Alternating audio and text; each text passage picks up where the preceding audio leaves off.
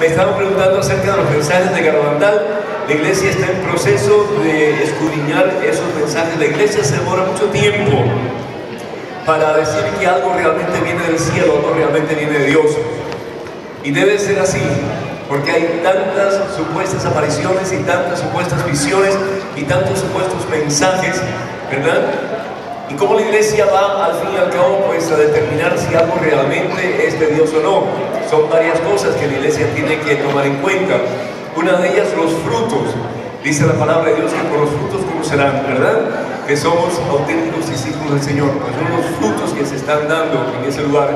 Otro, que los mensajes estén de acuerdo con las enseñanzas de la iglesia y también pues con los mensajes de la Santa Biblia. Es importante que todo lo que se diga esté de acuerdo con las enseñanzas del Señor. Dios no va a decir algo que está en contra de lo que Él enseña a través de la Biblia o de la Santa Iglesia Católica. También otro que está en proceso de discernimiento es Medjugorje. Entonces, yo estuve en Medjugorje hace un tiempo atrás, fabuloso, ¿verdad? La iglesia está muy abierta a los mensajes de Medjugorje y a las apariciones de Medjugorje, pero todavía la iglesia no se ha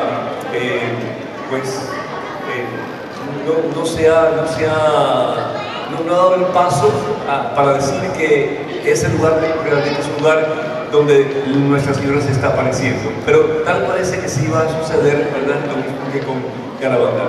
Sí. Con todo gusto, con todo gusto. Mire, yo le pregunté una vez a Vizca, ¿por qué Nuestra Señora se aparece tantas veces y en tantos lugares diferentes? Dice, le digo, ¿sabes cómo respondió? Dice, porque ella está haciendo lo que nosotros como católicos no acabamos de hacer, que es evangelizar. Me quedó callado, no pude decir más nada. Tenía toda razón. Bueno, pues, comenzamos. Área 504, no, un segundo. Vamos a ver. Ustedes ven el programa, conozcan primero su fe católica, ¿lo ven? ¿Algunos de ustedes? Ven el programa A Solas con Jesús, escuchan el programa A Solas con Jesús, algunos de ustedes, qué bueno. Quiero decirles que en septiembre, con el favor de Dios, del 6 al 17 de septiembre, vamos a tener un fenomenal peregrinaje a la República Checa, a Austria y a Polonia. Tenemos los panfletos en la mesa de mensaje, así que va a ser un peregrinaje profundamente espiritual, profundamente cultural y profundamente de relajamiento para ver las maravillas que el Señor nos va a mostrar a través de esos preciosos lugares. Así que si alguien está interesado, para más información, la página web de mensaje1.com tiene todo el itinerario del viaje. Lo único que el cupo es limitado, así que si piensan ir no demoren mucho porque no hay muchos asientos disponibles. La página web de mensaje es mensaje1.com. Y también pues me encantaría que fueran miembros de la página de Facebook de este servidor. Tenemos algunos miembros de la página aquí, de la página de Facebook, algunos, ¿verdad? Gracias. Con regularidad envío consejos, meditaciones, etcétera, que les pueden ayudar en su caminar con el Señor. Todo lo que tienen que hacer es ir a facebook.com/ppedrolunes, facebook.com/ppedrolunes, y se inscriben como suscriptores de la página de este servidor y regularmente me estoy comunicando con ustedes. Bien, con esto en mente, comenzamos. Me llamo Pedro, pero no me apellido Núñez. Caramba, mi tocayo, ¿cómo estás? Siempre lo vemos en televisión y estamos muy contentos. Una de las cosas que los papas siempre han dicho, que los hermanos separados de todos modos tienen parte del reino de Dios, porque se dicen ser seguidores de Cristo. Pero una pregunta es, como ellos no celebran la Eucaristía, ¿cuáles pasajes bíblicos son los que podemos usar para con ellos? Porque siempre están queriéndolo abordar a uno, queriéndolo convencer que uno se haga evangélico o bautista de otro modo. Te dice que lea el librito que hice, ¿cuántas iglesias fundó Jesús? Estoy jugando. Es decir, Jesús fundó una sola iglesia. Jesús no funda ni 10, ni 30, ni 36.000 iglesias como hay en Estados Unidos actualmente. Jesús fundó una iglesia, ¿no es cierto? La pregunta es, ¿cuál es la iglesia que funda Jesús? ¿Y cómo lo sabemos? ¿Será la iglesia bautista? ¿Será la iglesia episcopal? ¿Será la iglesia anglicana? ¿Será la iglesia pentecostal? ¿Serán las asambleas de Dios? decir, nunca jamás en la historia de la iglesia cristiana ha habido tanta división como hoy día. ¿Cómo nosotros podemos esperar que el mundo crea en Jesucristo si nosotros estamos todos divididos? Entonces, como que me conviene esta más porque aquí se canta mejor y estos lo cantan muy bien. No, ustedes no, ustedes no de otros. Pues me voy para esa otra iglesia, ¿no? O aquí el cura predica mejor, me voy con esta, o el ministro predica mejor, me voy con esta. Un momentito. Jesús no funda 20.000 iglesias, sino solamente una. ¿Qué es lo que dice el Evangelio según San Mateo capítulo 16, versículo 18? ¿Qué dice Jesús? Fíjense, vamos a leerlo. Jesús le pregunta a sus discípulos, ¿quién dice la gente que es él? ¿Verdad que sí? En el Evangelio según San Mateo capítulo 16, Jesús le pregunta a la gente, ¿quién dicen ustedes que soy yo? ¿Y qué es lo que dice Pedro? Pedro se llamaba Pedro. ¿Cómo se llamaba Pedro anterior a su nombre? Que Jesús le cambia. ¿Cómo se llamaba? Simón Barjona, ¿verdad? Y Simón Barjona dice, cuando Jesús le pregunta, ¿quién dicen ustedes que soy yo? Simón Barjona dice lo siguiente, tú eres el Mesías, el Hijo de Dios vivo. Versículo 17, Jesús le replicó, feliz eres Simón Barjona, porque esto no te lo ha revelado la carne ni la sangre, sino mi Padre que está en los cielos. Y ahora yo te digo, tú eres Pedro. Le cambia el nombre de Simón Barjona a Pedro. ¿Qué significa la palabra Pedro? Piedra. Tú eres Pedro, o sea, piedra, y sobre esta piedra edificaré, ¿qué cosa? ¿Cuántas iglesias? Mi iglesia. Jesús no dice mis iglesias. Jesús dice mi iglesia. ¿Por qué? Porque es a través de su iglesia que Él va a darnos a conocer la verdad y la verdad nos hará libres. Dios es ¿cuántas verdades? ¿50, 100, 36.000? ¿Cuántas verdades hay en Dios? Una sola. Y esa única verdad Él la va a manifestar o a revelar a través de la única iglesia que Él funda. Ahora, ¿qué pasa con los hermanos que se van de la iglesia católica? Y aquí yo estoy seguro que hay más de una persona que tiene un familiar o un conocido que se ha ido a otra iglesia. ¿Se puede salvar esa persona, sí o no? Sí.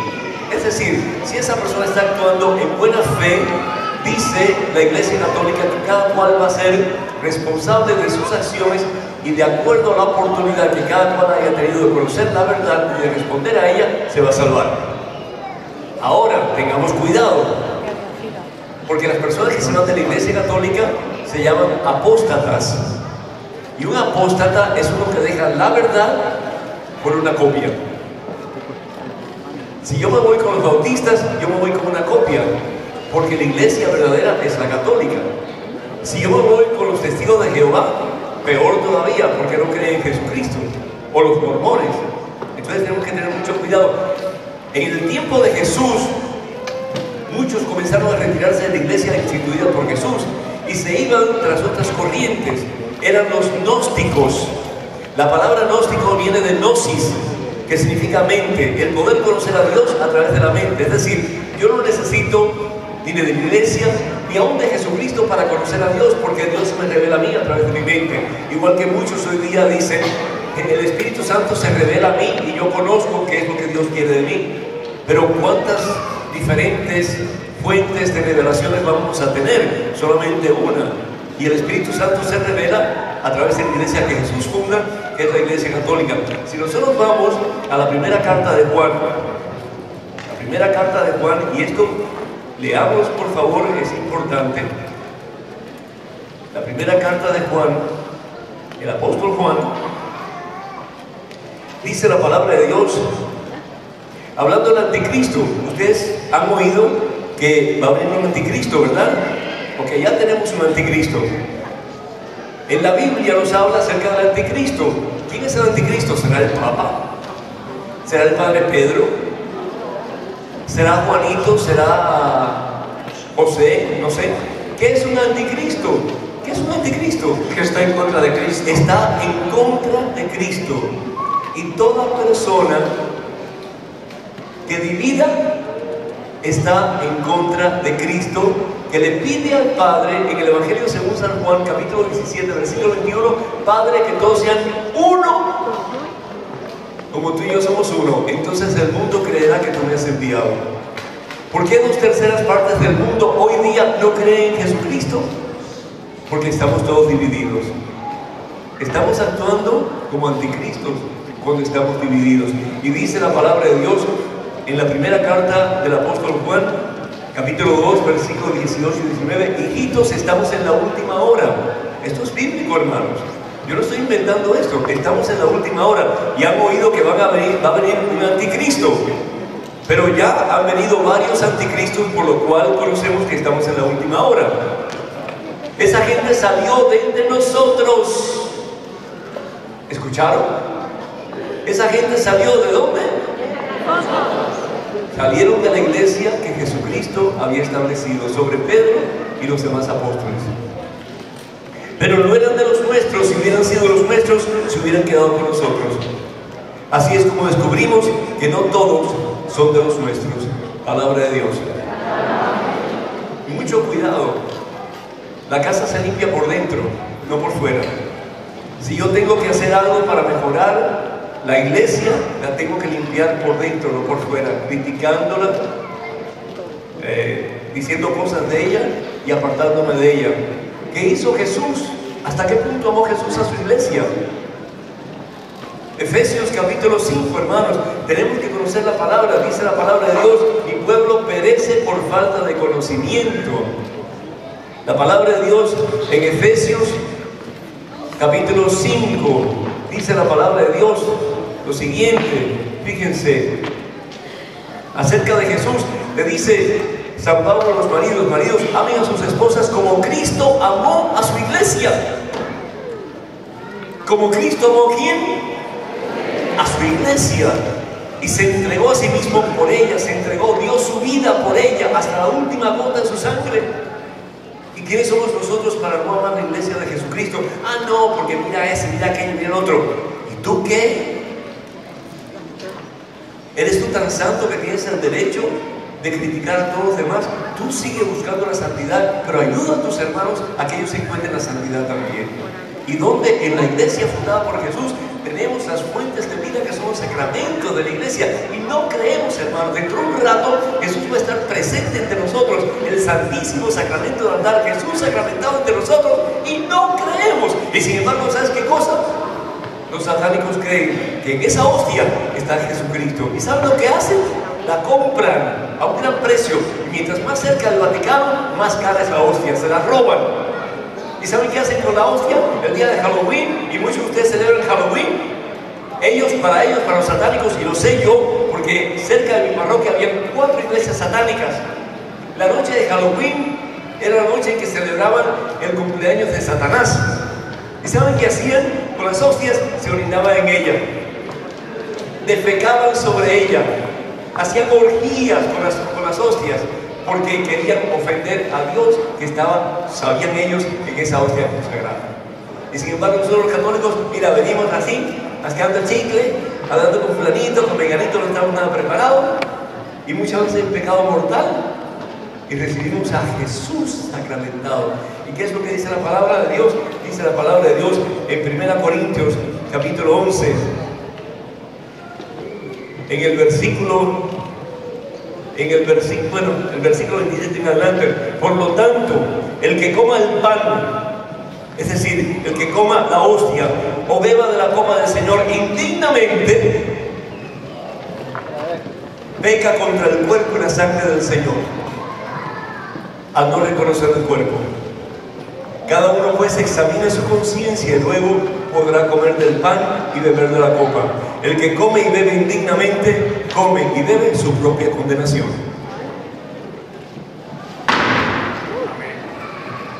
¿No lo digo yo? Lo dice la palabra de Dios.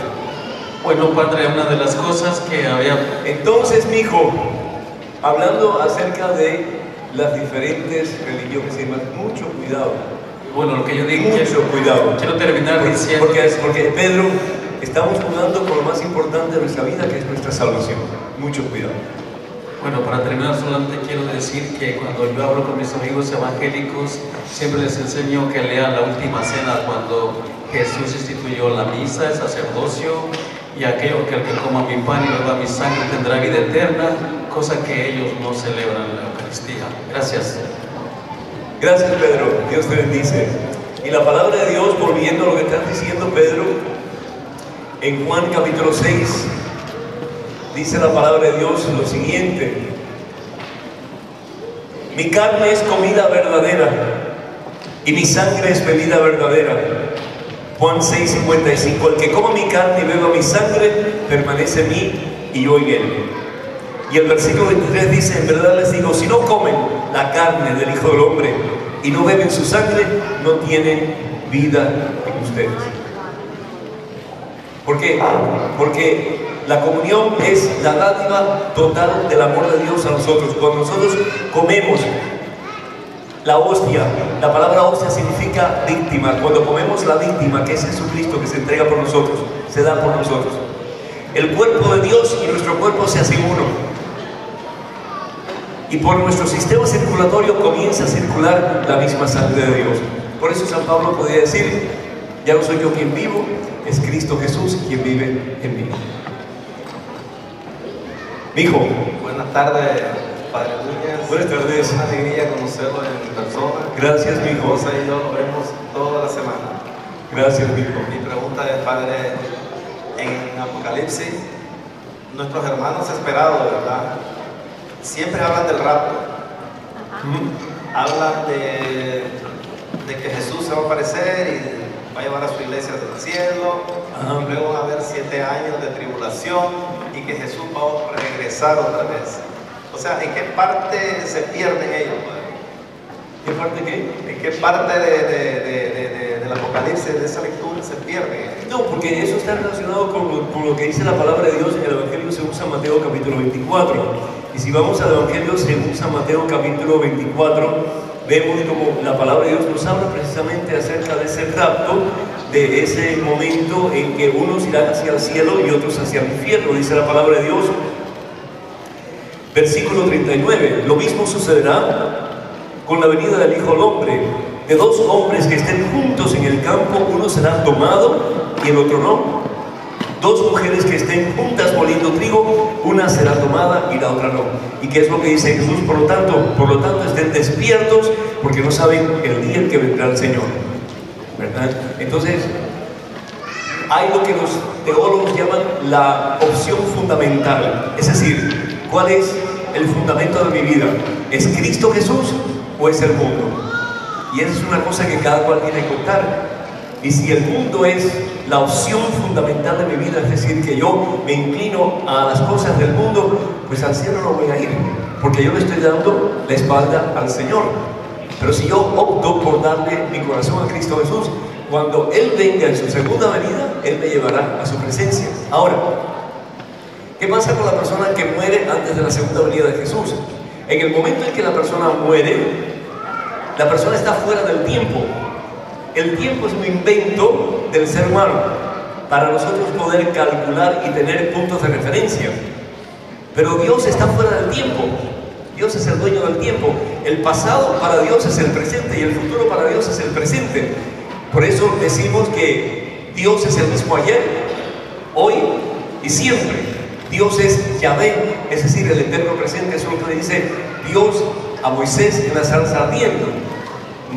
Éxodo capítulo 3, cuando Moisés dice: ¿y a quién le digo, verdad? ¿Cómo le digo quién me manda? Y dice él: dile que yo soy Yahvé, es decir, el presente, yo soy el que soy. Entonces, cuando nosotros hablamos de Dios, Dios es el eterno presente. ¿Y cuál era la otra parte de tu pregunta? De los 7 años de tribulación.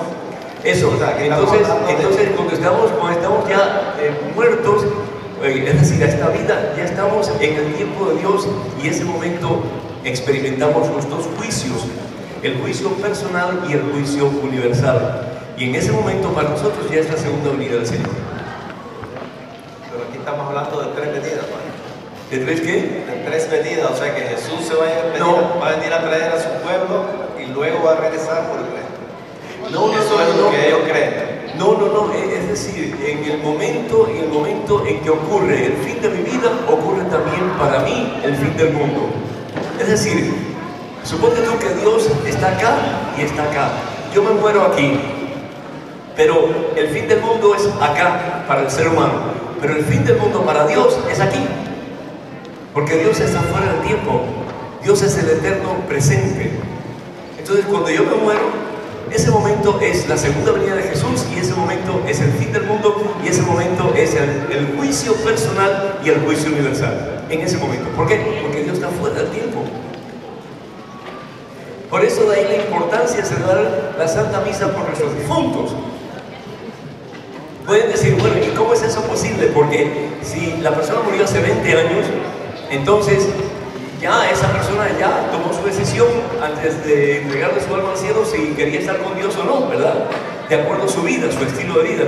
Pero ¿sabes una cosa? Que la misa tiene poder, es decir, tiene gracia santificante, es decir, tiene poder para santificar a la persona. Y no porque la misa sea, sino porque es Jesucristo quien se ofrece al Padre por la expiación de nuestros pecados. Y la misa tiene la gracia santificante para que esa persona, antes de entregarle su vida, su alma al Padre, pueda haber hecho las paces con Jesucristo, arrepentirse de sus pecados, y antes de entrar en el juicio, haber hecho la reconciliación con Dios, si lo quiere, así. Entonces quiere decir que nosotros recibimos la gracia de Dios para poder vivir según la voluntad de Dios. Si lo hacemos o no, es cosa nuestra. Pero son dos venidas nada más. La venida de Jesús hace 2000 años, un poquito más, en Belén, ¿verdad? Cuando vino por primera vez. Y la segunda venida, que es el rapto, que es el juicio, que es el momento decisivo de ir al cielo o de ir al infierno. No es otra venida.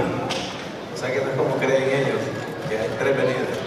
No, no es decir, pensamos en Dios como si Dios fuera un ser humano. Eso se llama en teología antropomorfismo. Y Dios no es un ser humano. A Dios le atribuimos cualidades humanas, pero Dios no es humano, Dios es divino y Dios está fuera del tiempo. El tiempo, de nuevo, es un invento del ser humano para poder tener punto de referencia. ¿No está claro? ¿Está bien? Muchas gracias. Es decir, 2 venidas, no hay más. Y además de eso, la tercera venida no es bíblica, no está en la Biblia. Son 2 venidas nada más. Y punto. Sí, Dios te bendiga. Muy buenas tardes, Padre Pedro. Dios te bendiga, mi hijo. Es un gusto estar mirándolo en vivo. Gracias. Mi pregunta es esta. Cuando Jesús vino al mundo, vino para nosotros, ¿verdad? Y para todos la salvación. Pero he escuchado que esa oportunidad no la tuvieron los de antes de Jesús. Esa es mi pregunta. ¿Qué pasó con ellos? Sí, ¿qué ha pasado con estas personas que no tuvieron la oportunidad de conocer a Jesús? De nuevo, cada cual va a tener la oportunidad de salvarse de acuerdo a la oportunidad que ha tenido de conocer la verdad y de responder a la verdad. En el caso de los que estaban esperando por la venida del Señor, si nosotros vamos, por ejemplo, a la carta de San Pablo a los Efesios, aquí estoy buscando un momentito, dice la palabra de Dios, en la carta a los Efesios, capítulo 4, versículo 9 en adelante. Vamos al 8. Pues se dijo, subió a las alturas, es decir, Jesús subió, ascendió, ¿verdad? Llevó cautivos y dio sus dones a los hombres. Esto de que subió, ¿qué significa sino que bajó antes al mundo inferior? El mismo que bajó, subió después por encima de todos los cielos para llenarlo todo. Palabra de Dios. Es decir, Él bajó, dice la palabra de Dios, Él bajó al mundo inferior. ¿Cuál es el mundo inferior? ¿Cuál es el mundo inferior? Lo que llamamos en el credo el infierno, pero no el infierno Gehenna, sino que el infierno Sehol. Y ahí está la diferencia. El infierno Sehol es el lugar de los justos, el lugar de Abraham, el lugar de Moisés, el lugar de Jacob, el lugar donde están aquellos esperando la venida del ungido de Dios, del Mesías, que los va a liberar para que ellos puedan entrar a la presencia de Dios. Jesús baja a las regiones inferiores de la tierra, es decir, al Seol, no al Gehenna. Hay gente que dice, pero ¿cómo es eso que Jesús bajó a los infiernos? No, Jesús no bajó al infierno, es decir, al lugar donde está Satanás y sus secuaces. Jesús bajó al lugar de los justos, que es el Seol. Y esa es la diferencia entre ambos. Ahora, una cosa podemos estar seguros, de que Jesús, escuchen bien, Jesús también ama a los que están en el infierno. Y aunque tú y yo decidamos darle espalda a Jesús y apartarnos para siempre de Él, deliberadamente, conscientemente, Él nunca va a dejar de amarnos. Muchísimas gracias, Padre, por su respuesta y que el Señor lo siga bendiciendo. A ti también, hijo, Dios te bendiga. Amén. Padre, el Señor nos ¿Están cansados? ¿Están ya aburridos? ¿Tienen cara aburrida? ¿Están casados? Bueno. Padre, verdad, Jesús ama también a los que están en el infierno, pero no eso va a dejar de quitarles el sufrimiento por escoger esa vida, ¿verdad? Es decir, ¿qué es el infierno? Es el quererte morir y no te puedes morir porque ya estás muerto. Es la eterna y total soledad. ¿Sí? En este mundo nosotros muchas veces nos sentimos deprimidos y tristes y solos y en fin, y tenemos a Dios con nosotros consciente o inconscientemente, y tenemos personas que nos aman consciente o inconscientemente. Cuanto más la eterna y total soledad, y para toda la eternidad no hay vuelta de ojo, vas a estar así. Es decir, es el dolor más horrible que te puedes imaginar, y la Biblia lo presenta como azufre y como llamas de fuego y cosas así, pero es mucho más doloroso todavía. La ausencia total y completa y eterna de Dios, que es amor. Casi nada. Buenas tardes, Padre. Buenas tardes. Quisiera saber por qué algunos padres no aceptan la renovación carismática.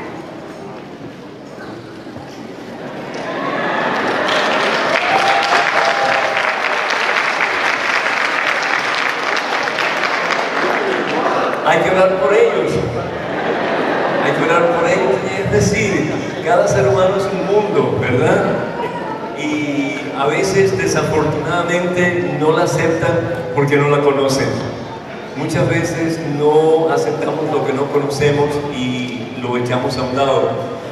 Pero desafortunadamente tenemos que estar conscientes de que si la Santa Sede aprueba y bendice la renovación carismática, nosotros como pastores no somos nadie para decir que no podemos trabajar con la renovación carismática. Tenemos que pedir por los sacerdotes para que todos lleguemos a tener un corazón de verdadero pastor. Y eso incluye amar, pero profundamente, a todos los movimientos y todos los ministerios de la iglesia, incluyendo muy especialmente la renovación carismática. Sí. Gracias, Padre. Amén.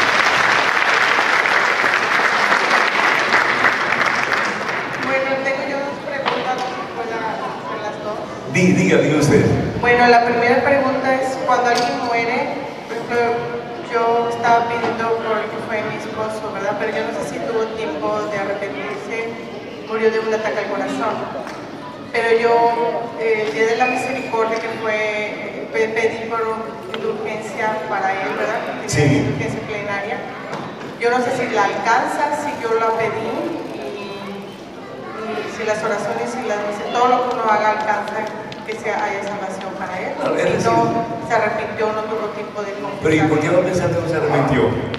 Porque no, sí sabía, no creía así mucho, no era muy creyente.